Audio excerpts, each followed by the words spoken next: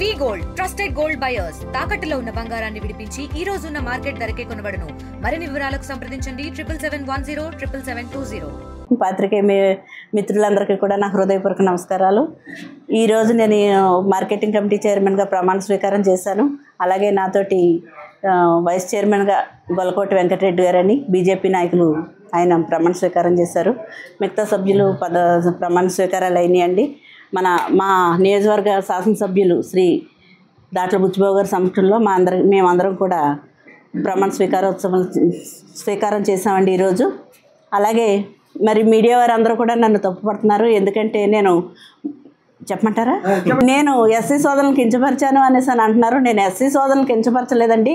నా వెనక ఎవరు నా ఎస్సీ వాళ్ళు లేరు అనేసి అని నేను అన్నానే తప్ప నా ఎస్సీ సోదరులు నేను కించపరచుకొని ఎప్పుడుని నాకు ఇప్పటి వరకు నా తోడుగా ఉండి నన్ను నడిపించింది కూడా కాపు సోదరులు అనేసి నేను చెప్పానండి. అది నేను గర్వంగా చెప్తున్నాను ఈరోజుని. ఎందుకంటే మా జనసేన పార్టీ నుంచి నేను ఒక సామాన్య మహిళని, నేను సాధారణ గృహిణిని.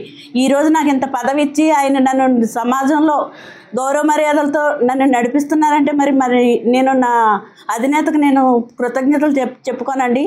మరి వారి సామాజిక వర్గంలో నాకు ఇంత పదవి వచ్చిందంటే ఒక్కరొచ్చి నన్ను ఎవరు కూడా అభినందించలేదు. నా వెనక ఎప్పుడు ఉన్నది కూడా కాపు సోదరులే. అయితే నేను ఈరోజు ఇది నామినేటెడ్ పోస్ట్ కాబట్టి మీరు ఇలా మాట్లాడారు. రేపొద్దున మీకు ఏదన్నా ఓటు అడగవలసి వస్తే మరి మీరు ఎస్సీ సోదరుని ఓటు అడగరా అనేసి అని మన మీడియా మిత్రులు అడుగుతున్నారు.